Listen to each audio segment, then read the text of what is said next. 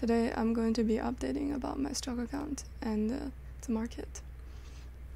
Today my stock account has made a loss of $3,342.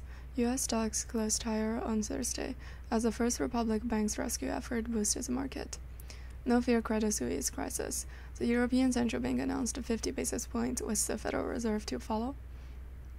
In my account today, I've made a total loss of $3,584, including the post-market price. That's a loss of 4.66%.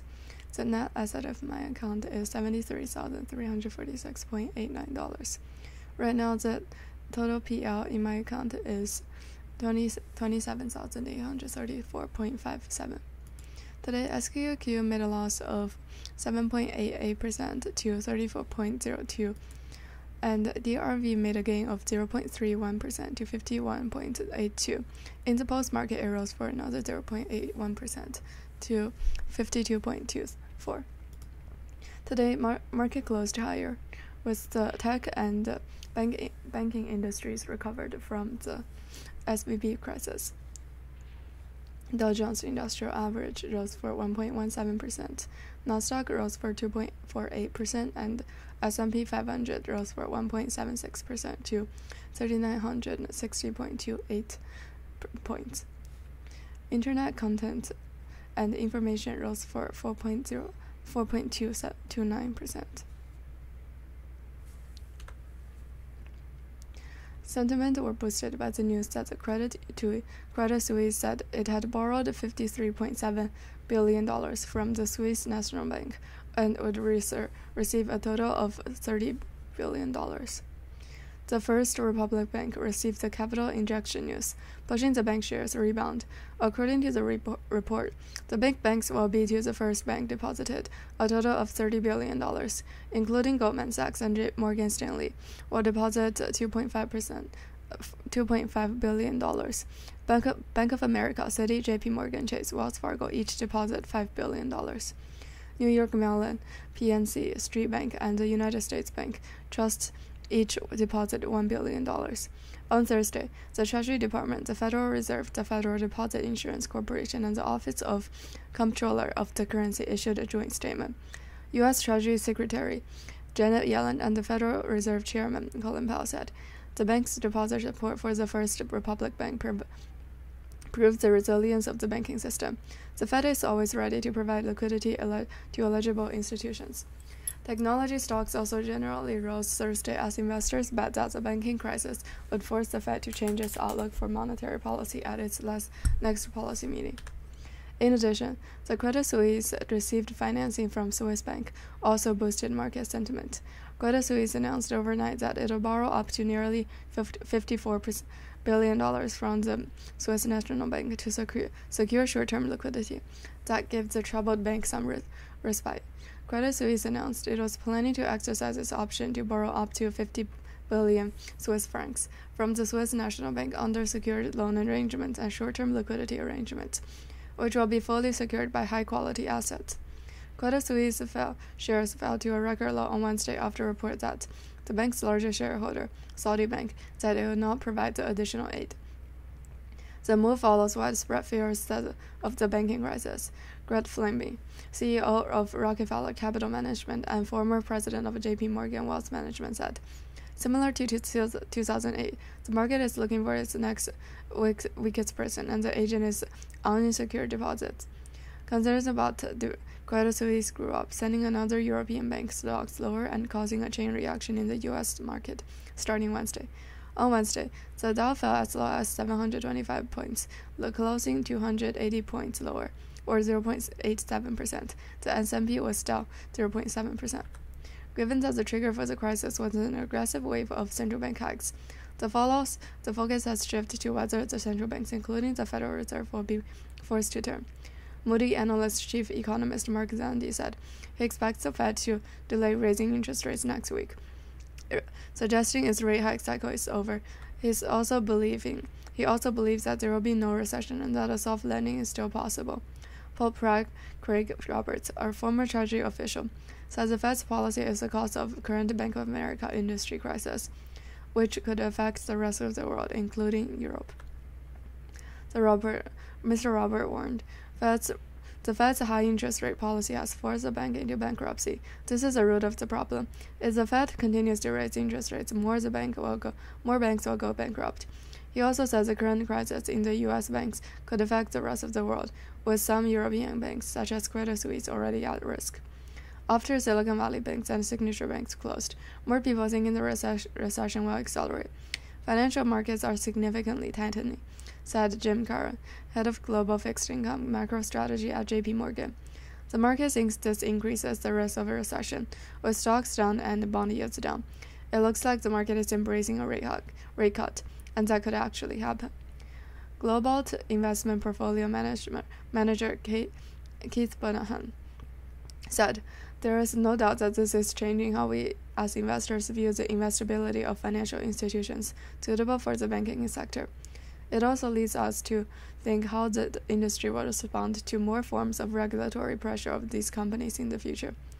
On the economic data front on Thursday, the Labor Department reported the U.S. jobless claims, or 192,000 in the week ended March 11th, compared with 205 expected and 211 previously. No fears of Credit Suisse crisis. The European Central Bank announced 50 basis points with the Fed Reserve to follow. The European Central Bank's plan to raise interest rates by 50 basis points is on schedule as the banking storm spreads into Europe.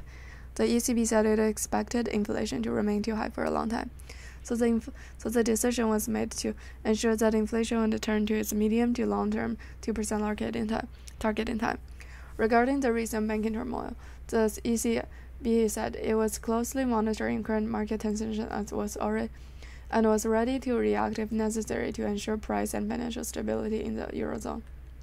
Research consultancy American Financial Research and Analysis Center Chief Market Strategist Sam Stovall, in the first financing journalist in an interview, said the Credit Suisse crisis exists for some time.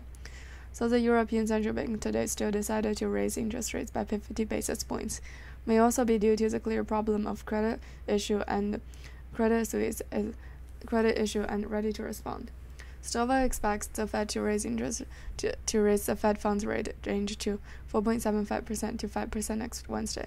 Until then, the market downside risk will continue to accumulate.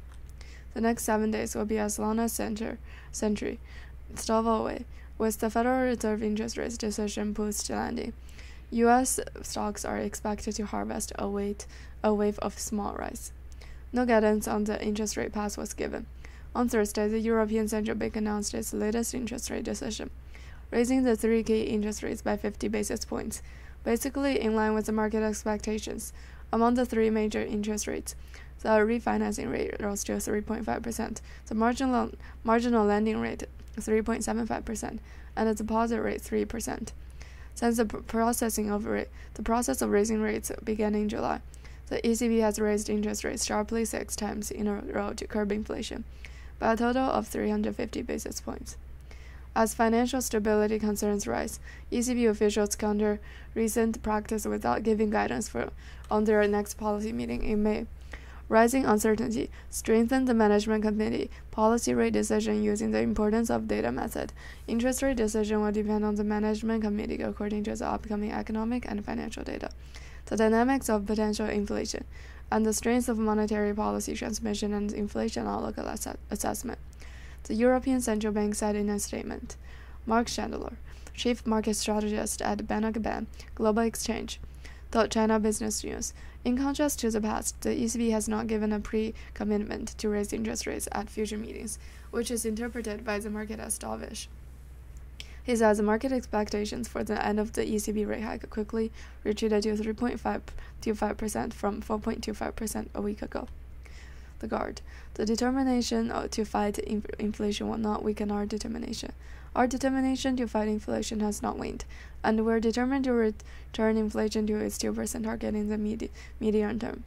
ECB President Christine Lagarde said in a subsequent press conference, "There is no doubt this determination, as always, the direction and pace of our actions will depend entirely on the data," said Lagarde. The European Central Bank's latest forecast on Thursday shows that the Eurozone price growth will remain above 2% target by 2025. The ECB said it expects average inflation to be 5.3% this year, 2.9% in 2024, and 2.1% in 2025, compared with the December forecast of 6.3%, 3.4%, and 2.3%. Concerned about the health of European banks at the time of the risks, both Credit Suisse financial crisis and the contagion of Silicon Valley Bank failures quickly wiped out traders' bets on the ECB's big rate hike this week. Traders thought the chance of a 50 basis point hike at Thursday's ECB meeting had fallen to less than 20%, compared with a 90% chance almost certain. With inflation stubbornly high and potential financial systemic risk, the ECB is in a similar dilemma to the Fed. For now, the S&P had made an emergency move to temporarily resolve the crisis. On March 15th, the Swiss National Bank issued a statement that it will provide necessary assistance to Credit Suisse to support the company through difficulties. In its statement, the S&P said to the U.S. bank specific problems will not pose a risk to the Swiss financial markets. The Swiss financial system has strict capital and liquidity requirements to ensure the stable operation of the entire system, and Credit Suisse meets the capital and liquidity requirement of systematically important banks. If necessary, the S&P will provide liquidity support to Credit Suisse. Subsequently, Credit Suisse said in a press release on Thursday that it had taken decisive action to preemptively increase liquidity. Credit Suisse said its plans to borrow up to 50 billion Swiss francs from the Swiss National Bank under a secure loan arrangement. In addition, Credit Suisse International has offered to buy back certain OPCO senior debt securities with up to about 3 billion Swiss francs in cash. Will the Fed follow it? Local time next Wednesday. The Federal Reserve announced the latest interest rate decisions. CE's Federal Watch tool shows that the traders forecast a 79% chance of the Fed announcing a 25 basis point rate hike. Stovall explained that the impetus for the Fed to continue raising interest rates came from the still intractable inflation challenges and the central bank's credibility. The Fed doesn't want to send the market the message that the central bank is in the same panic as investors. So whatever collateral damage a 25 basis point hike could cause, the Fed is determined to take it. And John Lear, a chief economist at data intelligence firm Morning Consult, said the Fed's stance next week is not expected to be as tough as ECB. Given the global capital market and the risk of capital flights, the ECB may be feeling the pressure to catch up with the Fed. Fed Chairman Colin Powell and his colleagues on the committee remain relatively free from global pressures, raising the likelihood of a dovish shift.